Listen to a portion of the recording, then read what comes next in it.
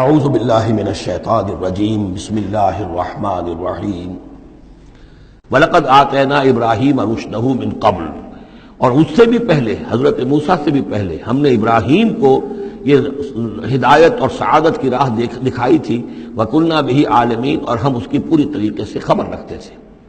اس قال لأبیہ، اب یہاں بڑا عمدگی کے ساتھ یہ بیان آ رہا ہے حضرت ابراہیم علیہ السلام کا وہ ماجرا جو ان کی قوم کے ساتھ ہوا۔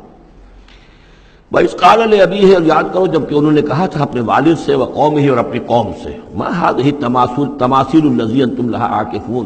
یہ کیا یہ مورتیاں ہیں جن کو کہ آپ بیٹھ کر اور دھیان کرتے ہیں، اعتکاف کرتے ہیں، ان کے سامنے بیٹھ کر جو ہے باقاعدہ۔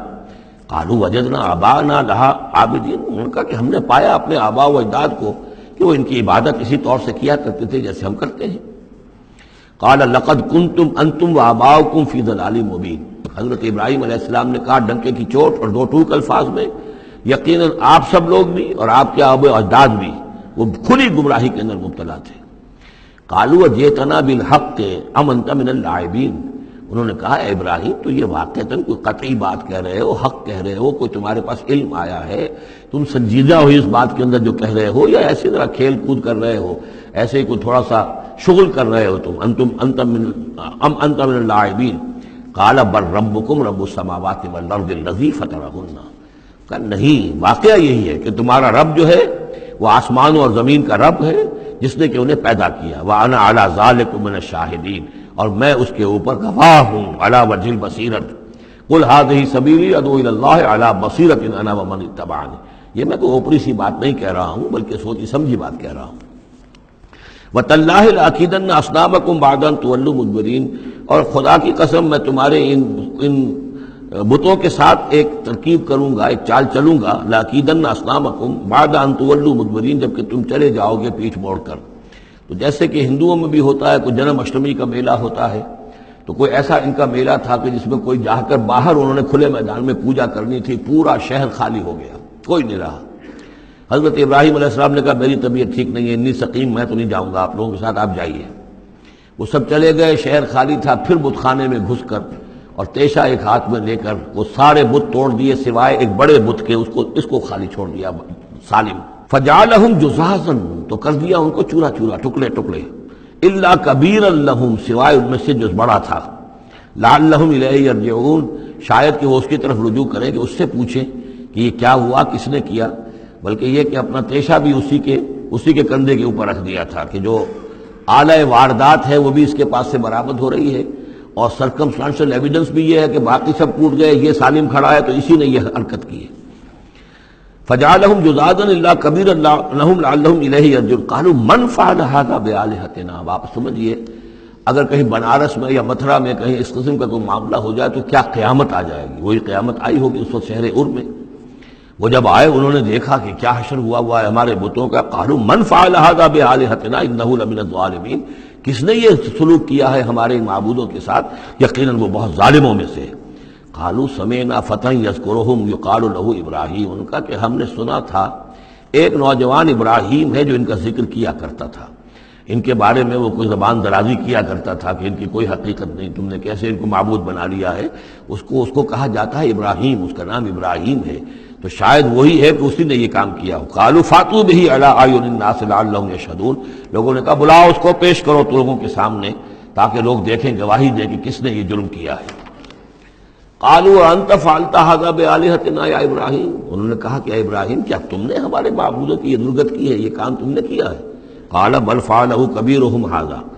اب یہ بھی وہ توریہ کا انداز ہے، یہ جھوٹ نہیں ہے، یعنی یہ نہیں کہ وہ بھی یہ نہیں سمجھ رہے کہ میرے کہنے کو یہ سمجھ لیں گے کہ میں یہ کہہ رہا ہوں کہ اس نے کیا ہے، بلکہ انہیں صرف مجبور کرنا تھا، آمادہ کرنا تھا کہ اپنے گریبانوں میں جھانکیں ذرا۔ قال بل فعله كبيرهم هذا، اس بڑے نے کیا ہوگا، فاسألوهم ان كانوا ينطقون، تو پوچھ لو ان سے اگر یہ بات کرتے ہیں تو۔ فرجعوا الى انفسهم فقالوا انكم انتم ظالمون، تو پھر وہ سرنگوں ہو گئے، انہوں نے اپنی طرف اپنے اندر ہی اندر سوچا، اور سوچا واقعی بات تو ابراہیم کی ٹھیک ہے، تم ظالم ہو، تم غلط کر رہے ہو،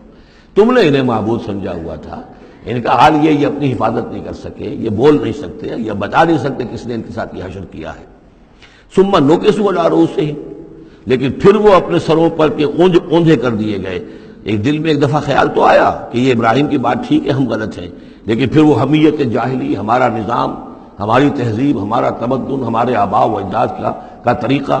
پھر وہ اوندھے ہو گئے۔ لقد علمت ما هؤلاء ينطقون، ابراہیم کیا کہہ رہے ہو، ہم اس سے کیسے پوچھیں، تم جانتے ہو یہ بات نہیں کر سکتے۔ قال فتعبدون من دون اللہ ما لا ينفعكم شيئا ولا يضركم، ابراہیم نے کہا تو کیا تم اللہ کو چھوڑ کر ایسی چیزوں کو پوچھتے ہو جو نہ تمہیں کوئی نفع پہنچا سکتی ہیں کچھ بھی، اور نہ کوئی نقصان پہنچا سکتی ہیں؟ اف لکم ولما تعبدون من دون اللہ، تف ہے تم پر بھی اور جن کو تم پوجتے ہو اللہ کے چھوڑ کر ان پر بھی، افلا تعقلون، تو کیا تم عقل سے کام نہیں لیتے؟ قالوا حرقوه وانصروا آلهتكم ان کنتم فاعلین، جلا دو اس کو، جلا کے راکھ کر دو، ڈالو اسے آگ کے اندر اس ابراہیم کو، اور مدد کرو اپنے معبودوں کی، انتقام لو اپنے معبودوں کی طرف سے اگر تم کرنے والے ہو۔ بہرحال انہوں نے جو بھی الاؤ جلایا اور حضرت ابراہیم کو ڈالا، اللہ نے حکم دیا قلنا یا نار کونی بردن وسلاما علی ابراہیم، ہم نے حکم دے دیا آگ کو کہ اے آگ ٹھنڈی ہو جا اور سلامتی بن جا ابراہیم کے حق میں۔ بس یہاں وہ بات جو میں نے آپ کو کل بھی بتائی تھی کہ یہ جو قاعدہ ہے، قانون ہے جو فطرت کا، اللہ تعالیٰ اس سے بالا تر ہے، اللہ تعالیٰ جب چاہے جس قانون کو چاہے توڑ دے، قانون اس کے بنائے ہوئے ہیں، وہ قانون کا پابند نہیں ہے، لیکن عام طور پر روز نہیں وہ قانون توڑتا۔ اگر روز روز یہ قانون ٹوٹتے رہتے تو کوئی سائنس ممکن نہ ہوتی، کوئی ٹیکنالوجی ممکن نہ ہوتی، پھر تو کچھ بھی نہیں ہو سکتا تھا۔ یہ قوانین جو ہے، لاز آف دی نیچر،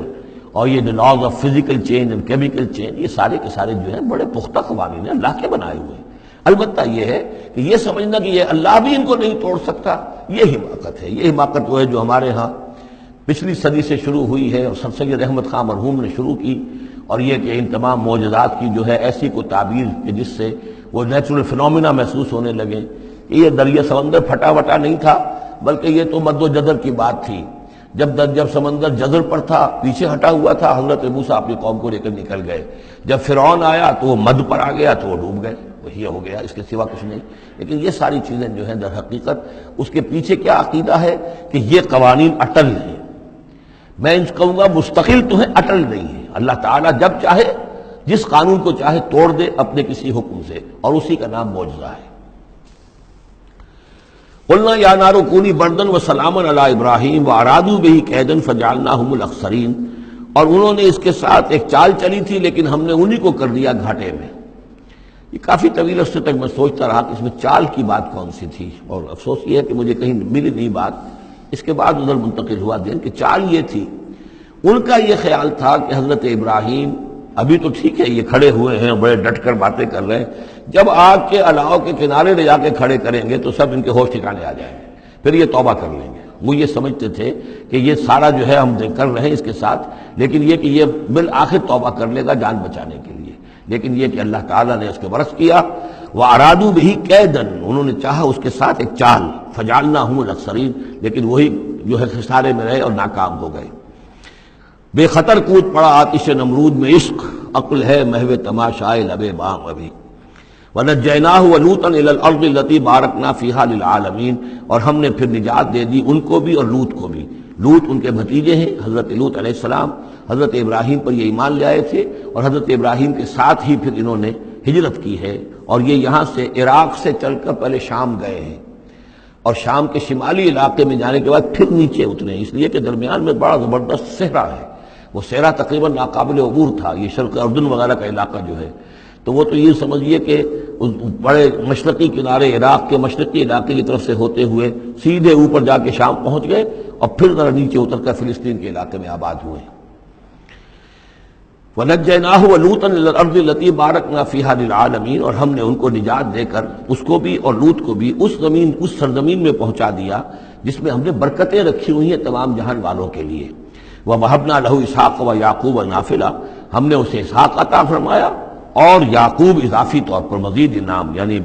اسحاق جیسا بیٹا، یعقوب جیسا پوتا۔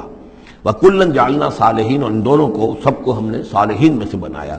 وَجَعَلْنَاهُمْ أَئِمَّةً يَهْدُونَ بِأَمْرِنَا، اور ہم نے ان کو قرار دیا اور بنا دیا امام جو ہدایت دیتے تھے ہمارے حکم سے۔ وَأَوْحَيْنَا إِلَيْهِمْ فِعْلَ الْخَيْرَاتِ وَإِقَامَ الصَّلَاةِ، اور ہم نے وحی کر دیا ان کی طرف نیکیوں کے کام اور نماز کا قیام کرنا اور ایتاء زکوٰۃ اور زکوٰۃ کی ادائیگی۔ وَكَانُوا لَنَا عَابِدِينَ، اور وہ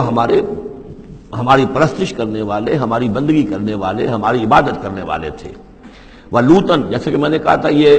انباء و رسل کی بجائے یہ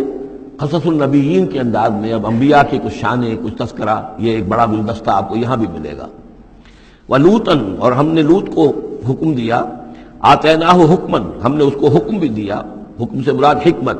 وعلما، اور علم عطا فرمایا، ونجیناہ من القریۃ التی کانت تعمل الخبائث، اور ان کو بھی ہم نے نجات دی تھی ان بستیوں سے یا اس بستی سے کہ جو بڑے گندے کاموں میں مصروف تھی۔